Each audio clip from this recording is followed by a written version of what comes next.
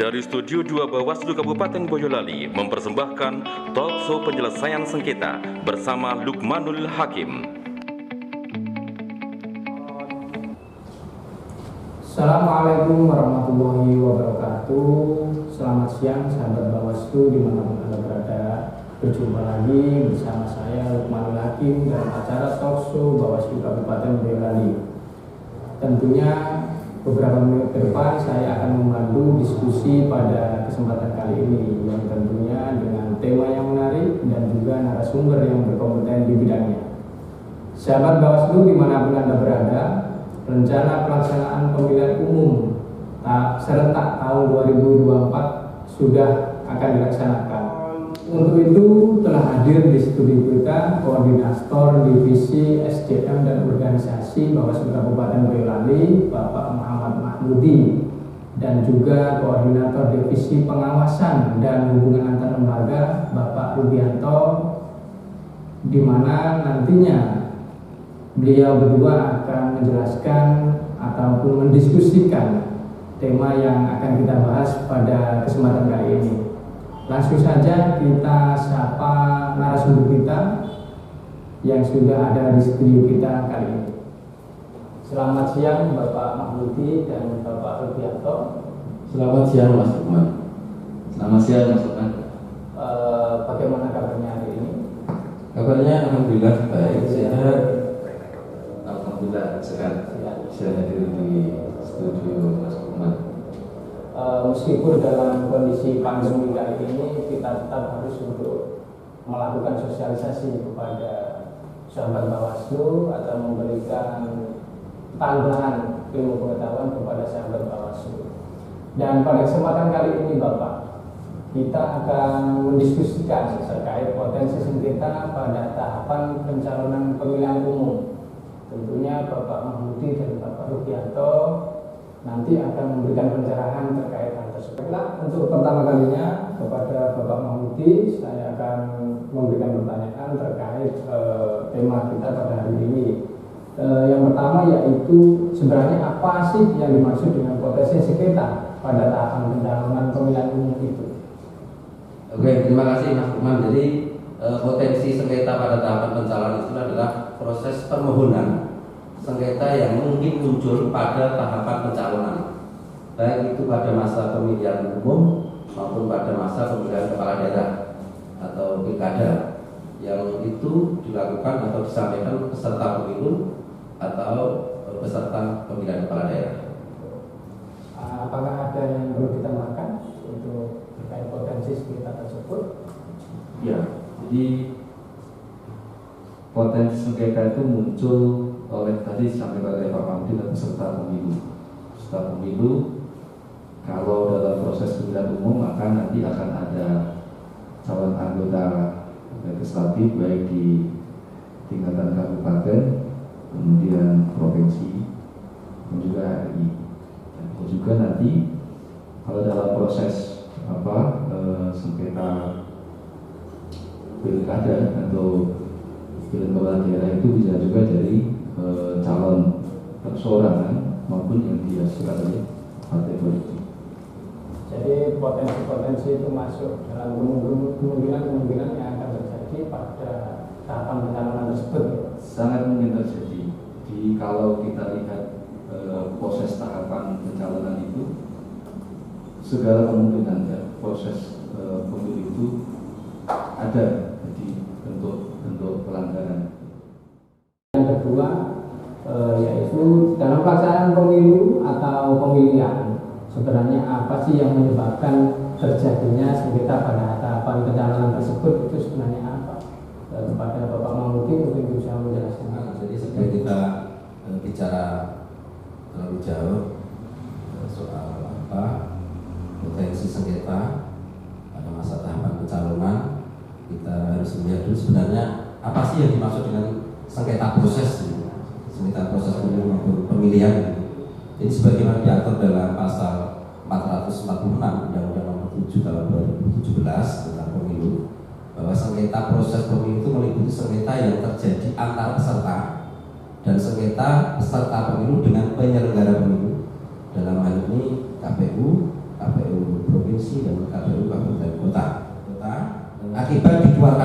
keputusan KPU, keputusan KPU provinsi dan keputusan KPU kabupaten kota. Nah, selanjutnya sesungguhnya apa sih yang menjadi penyebab proses sengketa dalam tahapan pencalonan itu? Jadi ada beberapa hal, Mas. Kita akan sampaikan dulu terkait dengan misalnya sengketa proses pencalonan pada masa pemilihan umum gitu, atau pemilu gitu. Yang pertama, ketika partai politik yang mendaftar sebagai bakal calon peserta pemilu, namun karena syarat-syaratnya tidak dianggap komplit atau lengkap begitu, sehingga KPU tidak menetapkan partai politik tersebut sebagai peserta pemilu. Ya, dalam surat keputusan maupun berita acara KPU. Yang pertama, Mas. Dan yang kedua, ketika seorang mendaftarkan diri sebagai anggota Dewan Perwakilan Daerah, namun syarat-syaratnya dianggap belum lengkap, sehingga KPU tidak menetapkan yang bersangkutan menjadi calon anggota Dewan Perwakilan Daerah dalam pemilu, dalam surat keputusan maupun berita acara KPU. Dan yang ketiga, Mas, itu seseorang yang mendaftarkan diri sebagai anggota DPRD provinsi maupun DPRD kabupaten kota, namun syarat-syaratnya dianggap belum lengkap juga, sehingga KPU maupun KPU provinsi, KPU kabupaten kota tidak menetapkan yang bersangkutan sebagai bakal calon anggota Dewan Perwakilan Rakyat, Dewan Perwakilan Rakyat provinsi kabupaten, ini akibat ditetapkan sebagai SK maupun BAKPU provinsi maupun kabupaten kota. Yang berikutnya, ketika bakal calon perorangan, Mas, dalam pilkada, jadi dalam pemilihan begitu, mendaftarkan diri menjadi calon perseorangan dalam pilkada, namun KPU provinsi atau KPU kabupaten kota itu tidak menetapkan yang bersangkutan menjadi bakal calon gitu, Mas. Ini juga kemudian berpotensi terjadinya sengketa proses dalam tahapan pencalonan. Yang terakhir, Mas, ini partai politik, Mas. Jadi partai politik maupun gabungan partai politik yang kemudian mencalonkan bakal calon begitu, karena dianggap komplit begitu, tidak ditetapkan calonnya sebagai bakal calon, ini juga berpotensi kemudian memunculkan potensi sengketa proses dalam pencalonan. Begitu, Mas. Mungkin ada yang mau ditambahkan? Ya, jadi kalau tadi disampaikan Pak Mahmudi kan lebih ke proses dan jadi di awal kita sempat menyebut juga pemilihan kepala daerah atau pemilihan bupati, wakil bupati, gubernur. Nah, yang juga bisa mengajukan sengketa itu adalah misalnya nanti ada bakal calon perseorangan, itu juga bisa mengajukan sengketa pada proses pelaksanaan pendaftaran pasangan calon itu, Mas. Selanjutnya pada Bapak Rudianto, tadi sudah dijelaskan oleh Bapak Mahmudi terkait pengertian dari yang dimaksud dari potensi sengketa pada tahapan pencalonan. Lalu apakah ada kasus maupun permohonan sengketa yang dimasukkan atau dimohonkan di Bawaslu Kabupaten Boyolali pada pemilihan umum tahun 2019? Iya, gini Mas Lukman, pengalaman pemilu tahun 2019 itu bagi Bawaslu Boyolali itu sangat menarik. Kita tuh lengkap. Jadi mulai dari proses pencalonan itu kita sudah ada tadi proses permohonan sengketa itu ada. Sebelumnya itu Bawaslu juga sudah menangani terkait dengan pidana. Jadi pengalaman tahun 2019 itu menarik bagi kita dan sangat lengkap waktu itu. Nah, hubungannya dengan proses sengketa pada penetapan daftar calon, pada proses pencalonan. Nah, kan pencalonan itu kan kalau pada tahapan pemilihan umum itu kan pemilihan umum itu diikuti oleh peserta pemilu ya. Peserta pemilu itu kalau pas pemilihan umum 2019 kan mereka ada calon anggota DPRD kabupaten, DPRD provinsi, DPR RI. Ada calon DPD, ada calon presiden. Nah, pada proses tahapan pencalonan anggota DPRD Kabupaten Boyolali itu kan mulai dari proses pendaftaran calon, kemudian muncul DCS, daftar calon sementara, kemudian dilanjutkan lagi muncul tahapan penetapan daftar calon tetap. Nah, pada tahapan pencalonan, pada tahapan verifikasi administrasi calon anggota DPRD, kemudian pada penetapan DCS itu tidak ada masalah. Jadi landai-landai saja waktu itu sampai penetapan DCS ya, diumumkan DCS itu waktu itu tidak ada persoalan dan sesuai dengan hasil pengawasan kita itu juga kita tidak menemukan terkait dengan dugaan pelanggaran gitu. Tetapi pada proses penetapan DCT ini KPU Kabupaten Boyolali ini waktu itu tidak salah, itu malah kemudian mencoret 2 calon anggota legislatif atau waktu itu sudah masuk DCT itu atas nama Mahmudi, kebetulan sama dengan Pak Kodim namanya Pak Mahmudi, dan kemudian yang kedua atas nama Basuki. Mereka berdua kebetulan caleg dari satu partai, Partai Keadilan Sejahtera. Maka kemudian yang mengajukan aduan karena tidak terima atas putusan KPU mencoret 2 calon itu ya pengurus Partai PKS gitu. Waktu itu adalah DPD PKS masih kalau tidak salah itu Pak Nur Ahmad gitu. Nah, kemudian karena kemudian tidak terima atas putusan KPU mencoret 2 calon legislatif ini, pengurus DPD PKS kan mengajukan permohonan sengketa itu kepada Bawaslu Kabupaten Boyolali.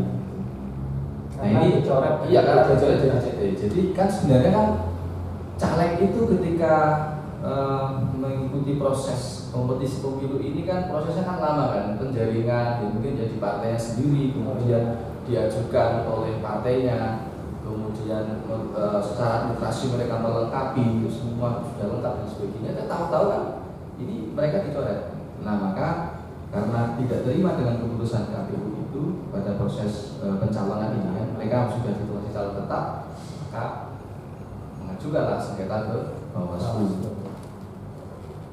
Dua orang ini, 2 nama caleg yang kemudian dicoret itu kasusnya beda-beda karena pada waktu itu ada ketentuan bahwa calon anggota legislatif itu kan harus tidak pernah terpidana, dengan dia pidana kan. Dan dua-duanya ini itu mereka pernah melakukan tindakan pidana. Yang satu yang atas nama Pak Mahmudi itu waktu itu dia waktu itu dicoret karena maka tidak pidana kelalaian. Kalau tidak salah itu kasusnya adalah kecelakaan lalu lintas. Nah sedangkan Pak Basuki ini beda kasus. Kalau Pak Basuki itu kemarin dia dicoret karena melakukan tidak pidana pemilu atau tidak pidana money politik bentuknya. Sehingga kemudian berdasarkan itulah maka KPU punya argumentasi untuk kemudian melakukan pencoretan terhadap 2 calon ini jadi DCT. Nah kemudian atas pengajuan permohonan sengketa dari DPD PKS itulah Bawaslu Kabupaten Boyolali melakukan penanganan pelanggaran berupa penyelesaian sengketa pemilu. Itu Mas. Itu kan tadi kasus atau sengketa yang sudah pemilu tahun 2019. Selanjutnya itu pada pelaksanaan pilkada 2020 yang kemarin, apakah ada contoh atau potensi sengketa yang terjadi pada tahapan pencalonan pada pelaksanaan pemilihan kepala daerah tahun 2020 di Kabupaten Boyolali? Pengalaman pemilu 2019 itu berbeda dengan proses pelaksanaan pemilihan kepala daerah 2020 di Bawaslu Boyolali. Kalau untuk sengketa pemilihan kepala daerah, bupati dan wakil bupati Boyolali, waktu itu memang kita tidak punya pengalaman proses sengketanya. Tetapi sebenarnya pada waktu itu ada potensi sengketa yang bisa diajukan oleh bakal calon perseorangan. Iya, bakal calon bupati, wakil bupati jadi perseorangan. Waktu itu sebenarnya proses pendaftaran perseorangan itu kan dimulai dulu dari penyerahan dukungan oleh warga masyarakat kepada bakal calon perseorangan untuk menjadi calon bupati dan wakil bupati waktu itu. Di Boyolali sebenarnya tahun 2020 pernah ada warga masyarakat yang mencoba untuk kemudian mengajukan diri sebagai bakal calon perseorangan. Waktu itu calon ini sudah berupaya mengikuti proses yang ada di KPU dengan mengumpulkan dukungan atau data dukungan dari warga masyarakat yang sesuai dengan ketentuan KPU Kabupaten Boyolali, ya, berdasarkan keputusan KPU Kabupaten Boyolali terkait dengan, ya, batas minimal dukungan calon perseorangan itu mereka sudah diikuti, karena di Boyolali itu jumlah dukungan yang harus disampaikan ini luar biasa banyak, ya. Jadi kalau menurut aturannya itu paling tidak harus mengumpulkan 60.636 dukungan. Iya, untuk menjadi calon perseorangan itu minimal dia harus punya dukungan sejumlah 60.636 pendukung. Dibuktikan dengan KTP atau kartu tanda penduduk. Dan itu pun harus tersebar di paling sedikit 12 kecamatan di Kabupaten Boyolali. Artinya kan 50% lebih dari kecamatan di Boyolali, ya, waktu itu. Nah, pasangan ini sebenarnya bakal calon ini sebenarnya mereka sudah berupaya untuk itu. Sebagaimana kemudian hasil pengawasan kita pada waktu itu, bakal calon perseorangan yang mendaftar ke KPU Boyolali ini sudah mengumpulkan, ya, kurang lebih hampir 52.000 bukti dukungan calon perseorangan. Tetapi karena memang batasannya itu minimal adalah 60.000 sekian itu tadi, maka ya tidak bisa secara secara aturan batas minimalnya tidak bisa terpenuhi, maka kemudian ya calon perusahaan ini tidak bisa dilanjut gitu. Berbeda misalnya kalau terjadi kemarin itu dia bisa mengikuti jumlah minimal, kemudian KPU tidak misalnya kemudian tidak menerima atau kemudian tidak bisa melanjutkan atau proses verifikasi administrasi terkait dengan dukungan itu.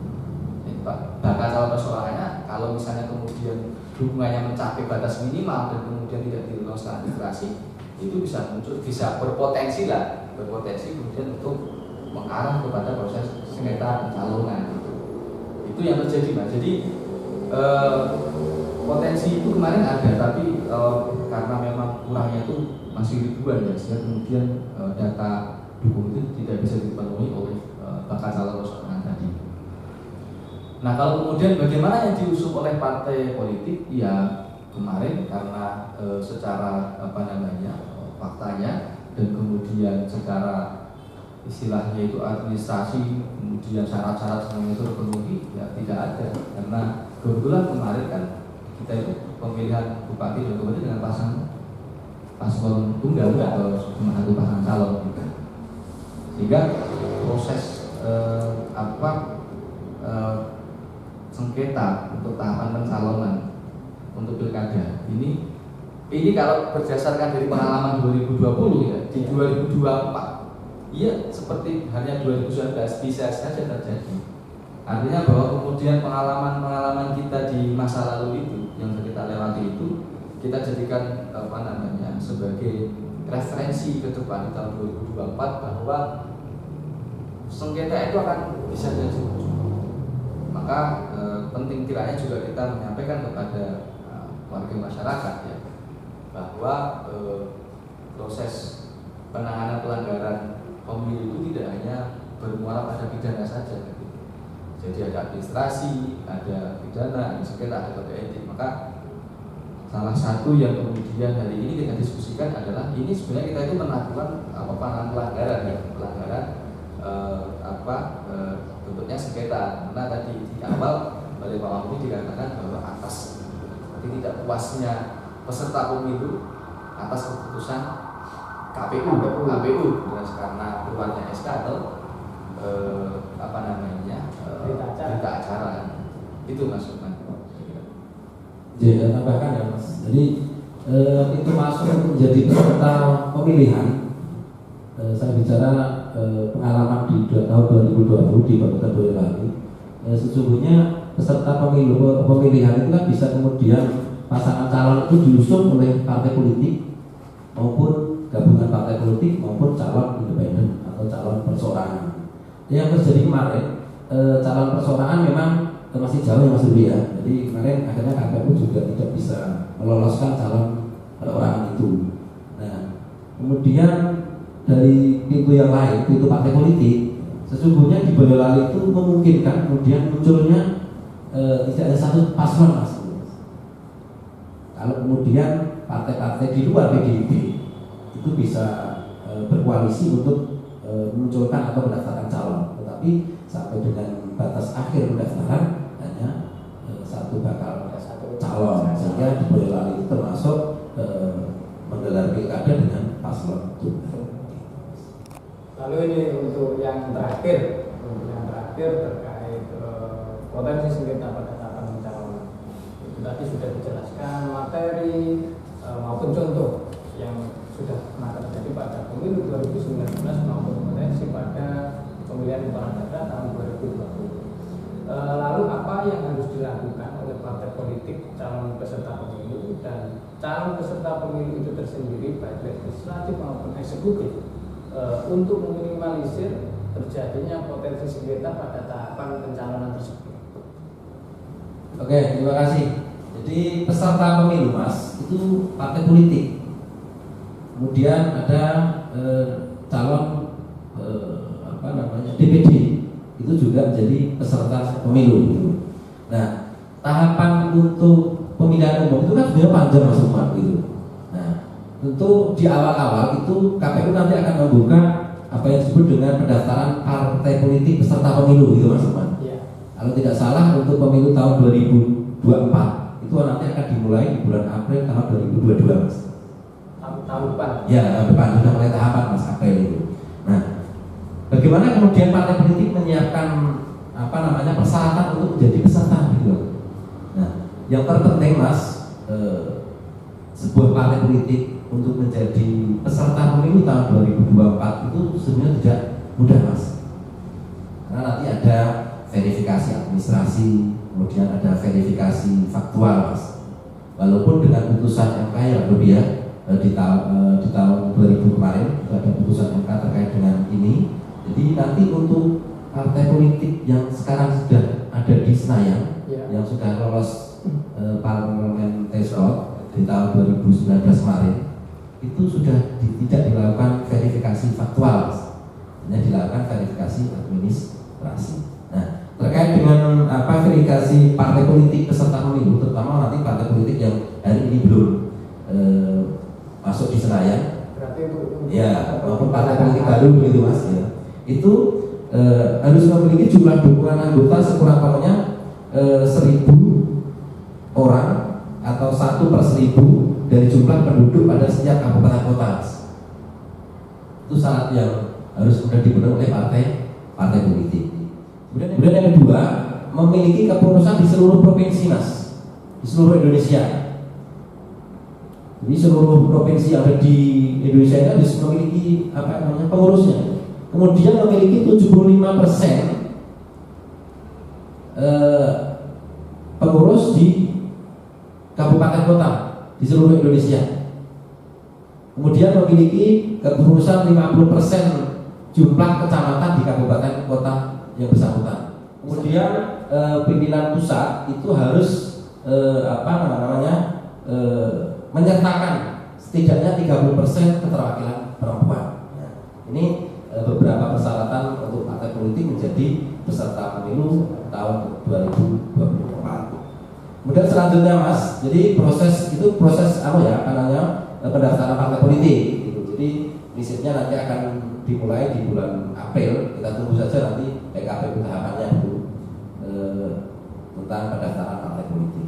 Jadi bisa jadi nanti kabupaten kota juga harus melakukan verifikasi faktual terhadap partai politik yang sekarang ini belum masuk di Senayan maupun partai politik yang baru. Selanjutnya kami sampaikan soal potensi pencalonan berikutnya Mas. Jadi ini kan soal potensi pencalonan partai politik Mas. Kemudian yang berikutnya pencalonan anggota Dewan Perwakilan Daerah. Jadi anggota Dewan Perwakilan Daerah ini juga harus memiliki dukungan yang tersebar di 50% dari jumlah kabupaten kota di provinsi yang bersangkutan. Jadi misalnya di Jawa Tengah ini ada 35 kabupaten kota, ya.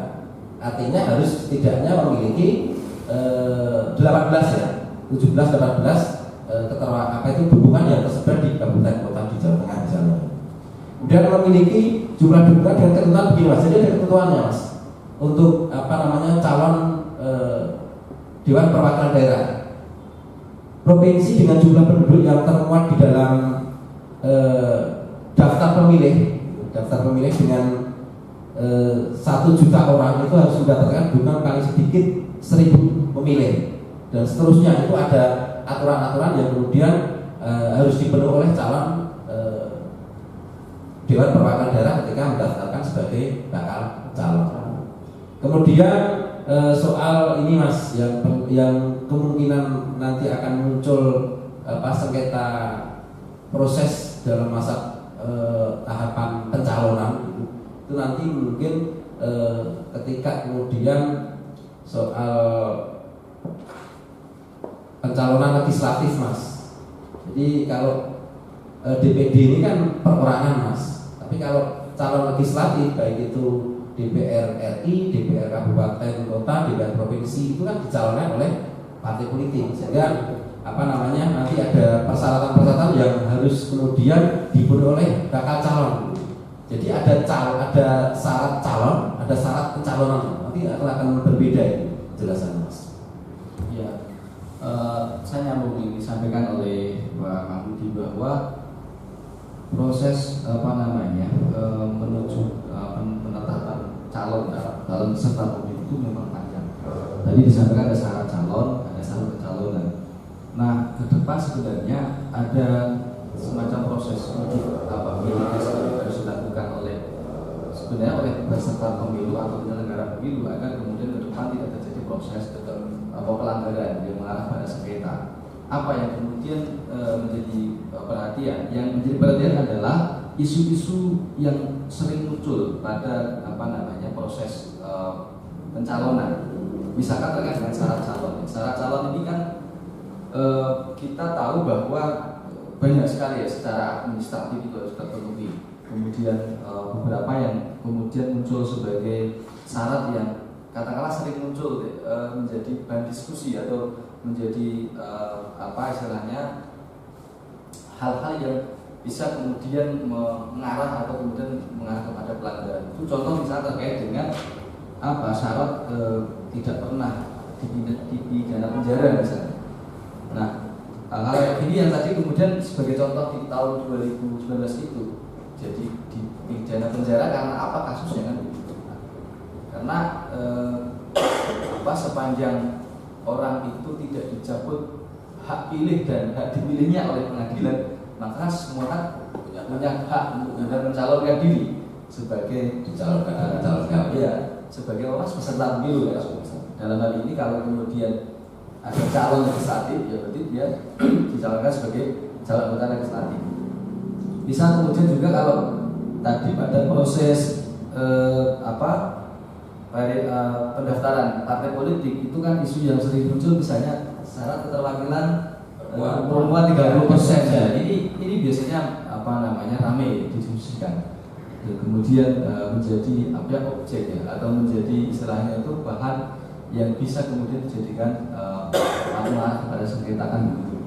Nah, yang tidak kalah menarik juga misalnya terkait dengan yang biasa muncul itu pada pendidikan administrasi itu bisa soal ijazah.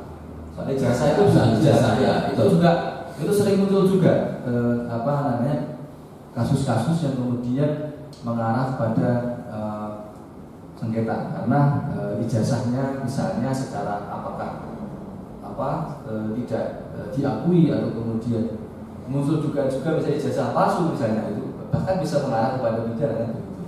Jadi sebenarnya hal-hal yang kemudian bisa menjadi objek atau kemudian bisa menjadi potensi menimbulkan proses sengketa itu sejauh mungkin sebenarnya bisa kita cegah.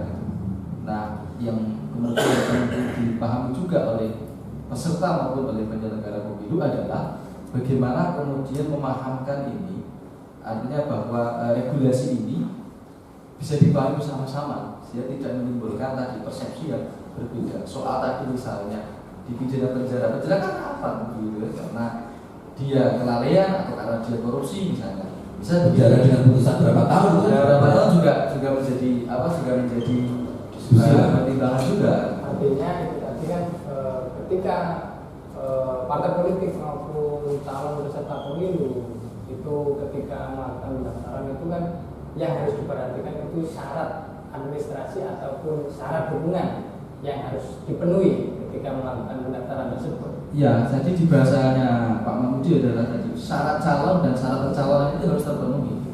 Sebab kalau ini tidak terpenuhi, tadi ketika misalnya kemudian KPU melakukan pencoretan, ya itu menjadi dasar. Karena apa? Karena calonnya tidak memenuhi syarat, kan? Karena syarat calon mulai A sampai P itu harus terpenuhi semua. Gitu. Salah satu misalnya tidak ada, berarti ini tidak tetap syaratnya kan gitu. Nah, proses itu sebenarnya kan kalau di Bawaslu kan ada pendekatan pengawasan kan dua ya, pencegahan sama penindakan.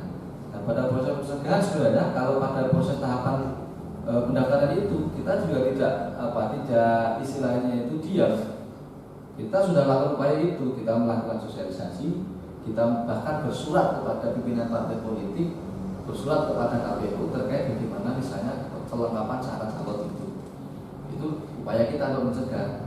Iya, biar kemudian ke depan tidak terjadi proses pelanggaran itu. Syarat pencalonan juga demikian. Jadi misalnya kemudian bagaimana anggota DPR calon anggota DPRD itu sebagai peserta itu diseleksi dulu oleh partai politik, kemudian misalnya juga mereka secara anggaran dasar anggaran rumah tangganya parpol itu juga selesai tingkatan mereka, karena ada juga nanti kan misalnya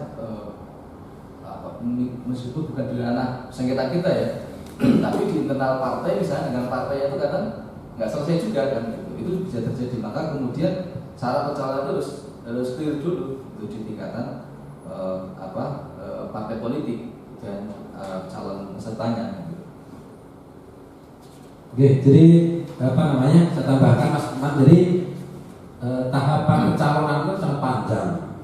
Jadi mulai pendaftaran partai politik, kemudian pendaftaran bakal calon Dewan Perwakilan Daerah, kemudian pendaftaran legislatif baik di pusat, di provinsi maupun di kabupaten. Yang tidak kalah pentingnya Mas, yang kemudian itu menjadi fokus pengawasan juga, dan ini sangat berpotensi nanti memunculkan sengketa proses Mas dalam tahapan pencalonan, yaitu ketika kemudian penetapan DCS, Dewan Calon daftar calon sementara menjadi daftar calon tetap. Ini sangat berpotensi Mas, karena banyak sekali kemudian orang yang atau bakal calon yang sudah masuk di DCS tapi DCT-nya hilang gitu Mas. Nah, mekanisme itu harus juga dipahami oleh partai politik maupun peserta pemilu Mas. Jadi prinsipnya KPU dalam melaksanakan tugas itu nanti pasti mengumumkan daftar calon sementara Mas. Dan itu nanti ada aturan beberapa hari kemudian mengumumkan di media selama 5 hari, kemudian nanti ada masa tanggapan dari masyarakat gitu Mas. Jadi masyarakat diberi hak kemudian mengkritisi calon daftar calon sementara ini Mas, untuk kemudian nanti KPU pada akhirnya menetapkan menjadi calon tetap begitu. Tapi mekanisme sangat panjang di sana Mas. Ada masukan masyarakat, kemudian karena ada masukan masyarakat, partai politik harus melakukan klarifikasi begitu terhadap calon yang bersangkutan, apa benar dan seterusnya begitu. Dan ada hak misalnya nanti kemudian calon yang masuk di DCS Mas itu tidak memenuhi syarat, itu KPU bisa kemudian minta partai politik mengajukan calon pengganti ya Mas ya, calon pengganti begitu Mas. Jadi prinsip sangat panjang Mas, dan itu munculkan potensi sengketa di sana itu. Karena merasa dirugikan, saya sudah masuk DJT, kemudian dan sebagainya, tapi ada masukan masyarakat mungkin ya tadi, misalnya kasus pernah terpidana di atas 5 tahun misalnya, yang ya DJT dan seterusnya itu. Maka sebenarnya masukan masyarakat itu sangat penting. Jadi ketika kemudian itu diumumkan oleh KPU dan ada tahapan di mana ada tanggapan masyarakat terkait dengan daftar calon sementara, ini untuk calon anggota DPR ya misalnya atau DPRD, itu bahwa masa tanggapan atau masukan masyarakat itu ada, sehingga kemudian kita sebenarnya menghimbau kepada masyarakat, mari kita sama-sama awasi gitu. Maka pengawasan partisipatif itu pentingnya ada di situ, karena untuk melihat person to person misalnya itu kan tidak mungkin ya anggota Bawaslu kemudian Panwasjam PKD itu kemudian bisa tahu seluk-beluk orang per orang gitu.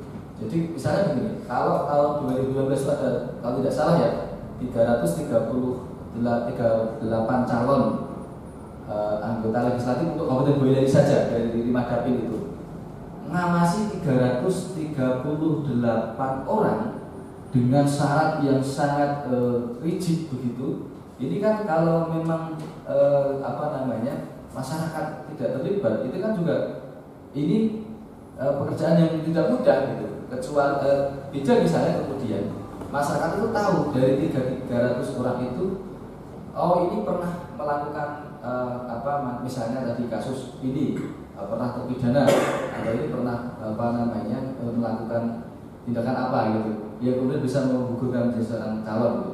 Atau kemudian misalnya sebaliknya gitu, bahwa kemudian ada informasi terkait dengan calon yang perlu diklarifikasi dan sebagainya, masyarakat bisa memberikan tanggapan gitu. Sehingga proses tahapan ini kalau kemudian kita kawal dari satu tahap ke tahap lain, dan kemudian juga melibatkan masyarakat, ini sebenarnya potensi mengarah kepada sengketa itu bisa kita minimalisir. Ya meskipun kemudian tadi ya tidak mudah juga gitu, karena orang mengawasi tahapan pemilu yang panjang itu, masyarakat itu katanya juga tidak. Kalau yang tidak punya istilahnya sense itu juga tidak gampang kita aja. Tapi kita tidak menyerah.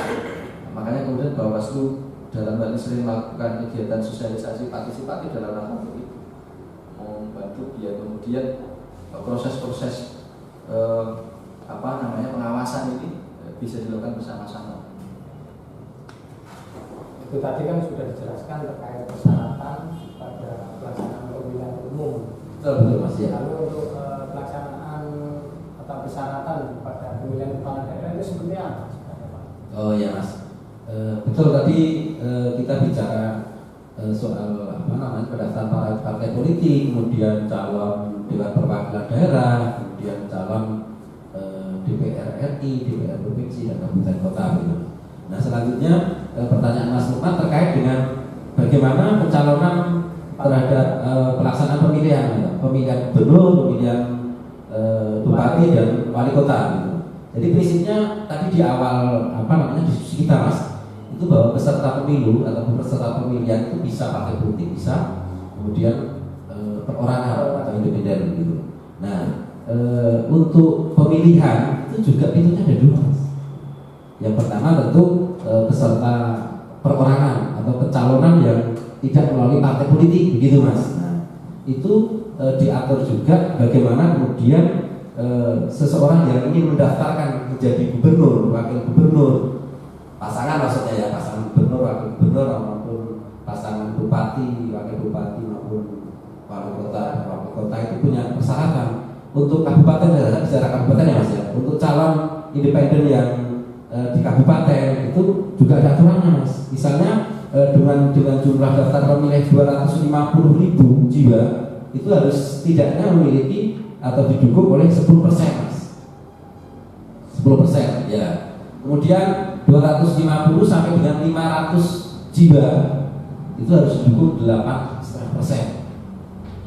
Kemudian kabupaten kota dengan jumlah 500 sampai dengan 1 juta jiwa itu harus didukung oleh 7,5%. Kemudian kabupaten kota dengan jumlah daftar pemilih di atas 1 juta Mas, itu harus didukung sedikitnya 6,5%. Itu contoh kalau kemudian ingin mendaftarkan jadi calon perseorangan bupati maupun wakil bupati, sebarannya seperti itu Mas. Dan sebarannya itu harus 50% Mas, minimal 50% di kecamatan yang bersangkutan gitu. Kemudian untuk gubernur sama Mas, misalnya dengan jumlah penduduk provinsi ya, yang saya maksud provinsi ya, gubernur ya, itu dengan 2 juta itu nanti ada aturannya harus memiliki berapa dukungan. Jadi itu untuk perorangan. Untuk partai politik sama Mas, jadi partai politik itu sejujurnya bisa secara mandiri mengajukan pasangan calon begitu. Kalau sudah memenuhi persyaratan, ya persyaratannya kan itu Mas, yang sudah biasa disampaikan itu ya, 20% kursi yang ada di dewan atau 25% suara sah gitu, suara sah. Jadi prinsipnya bisa partai politik secara mandiri maupun bisa kemudian gabungan partai politik. Kalau belum cukup 20% yang bisa kemudian gandeng dengan partai lain, kemudian dia mengajukan calon. Itu persyaratan-persyaratan yang harus dipenuhi oleh partai politik untuk mendaftarkan pasangan calon. Mungkin Mas bisa ya. Jadi tadi sekali lagi bahwa kembali kepada syarat calon dan pencalonan.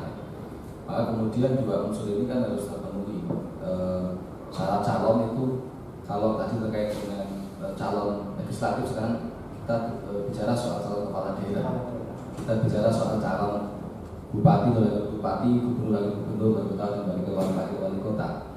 Ini potensi tidak terpenuhnya syarat calon itu bisa terpenuhi. Contoh misalnya yang kemudian sangat fenomenal misalnya ketika ya itu kemarin kalau di Projo kan soal Projo itu soal dukungan Surakarta juga begitu. Kalau soal syarat calon misalnya itu kan administratif ya, kayak kemarin soal misalnya terpenuhi tadi soal administrasi itu soal warga negara saja misalnya. Yang kemarin terjadi di salah satu kabupaten di Indonesia juga ada yang menjadi masalah kan di WN warga negara Indonesia atau warga negara asing itu kan sebenarnya potensi masalah. Maka kemudian ketika tidak terpenuhi syarat calonnya kan tidak bisa. Maka ya bisa saja ketika kemudian KPU dengan mudahnya melakukan misalnya pencoretan karena memang secara syaratnya tidak terpenuhi. Karena di sini kan sangat kecil sekali terkait dengan syarat-syarat itu. Dan kadang sekali lagi bahwa hal-hal yang bersifat teknis, bersifat sangat istilahnya itu administratif itu sangat penting. Proses penelitiannya harus juga luar biasa itu. Maka misalnya terkait dengan ijazah misalnya itu KPU melakukan verifikasi valid ijazah itu sampai kemudian juga mengajak Bawaslu bersama-sama karena nanti biar tidak terjadi perbedaan.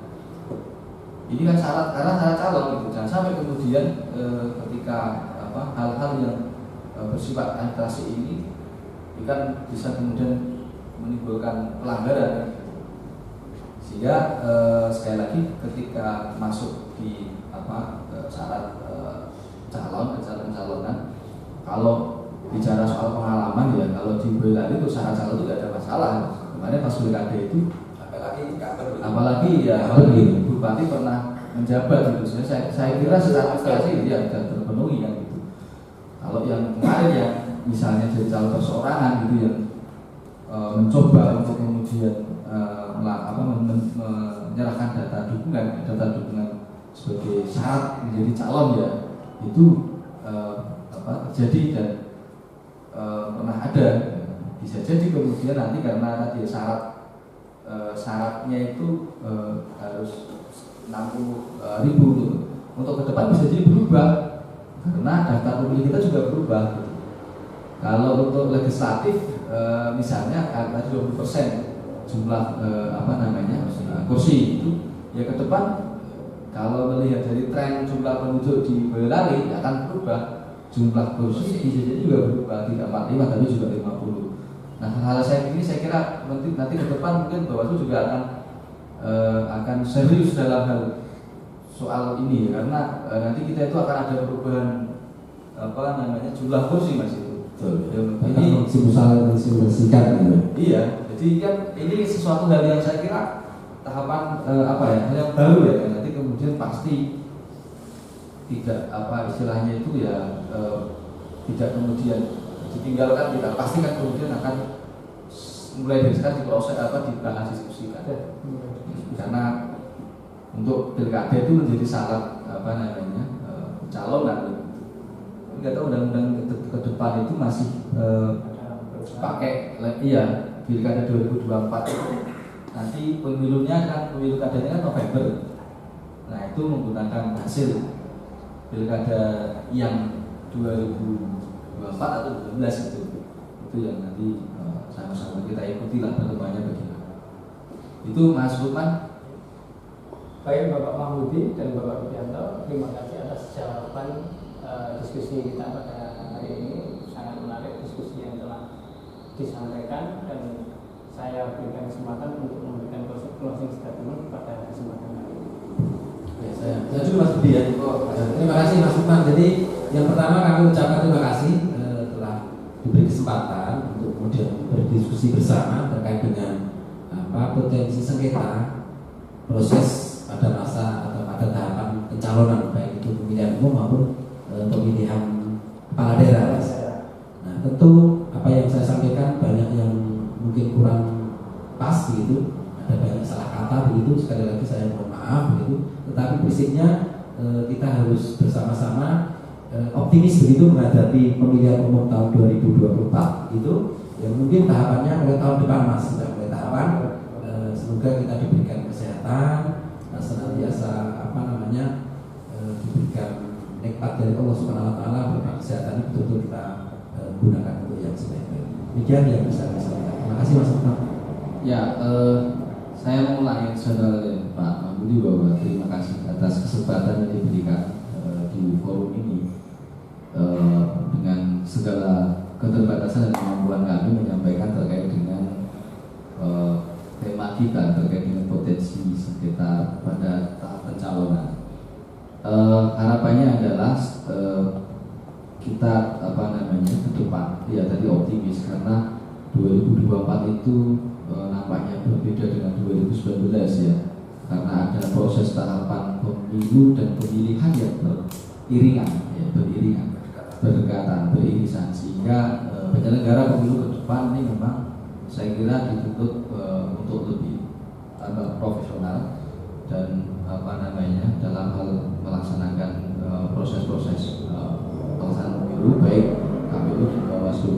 Bawaslu berusaha untuk kemudian semaksimal mungkin mengawasi proses tahapan ini, dan tentunya juga perlu sekali dukungan dari seluruh warga masyarakat yang berusaha Boyolali agar ke depan pemilu kita semakin demokratis. Itulah tadi perbincangan kita dengan tamu kita hari ini. Tentunya sahabat Bawaslu telah menyimak penjelasan yang telah disampaikan beliau berdua. Semoga apa yang disampaikan bermanfaat untuk kita semua.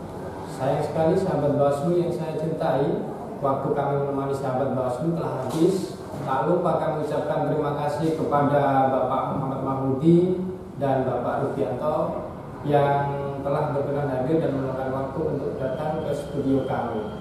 Akhirnya saya Lukman Hakim bersama kru dan kerabat kerja yang bertugas Kami undur diri, mohon maaf jika ada salah kata. Selamat siang, wassalamualaikum warahmatullahi wabarakatuh.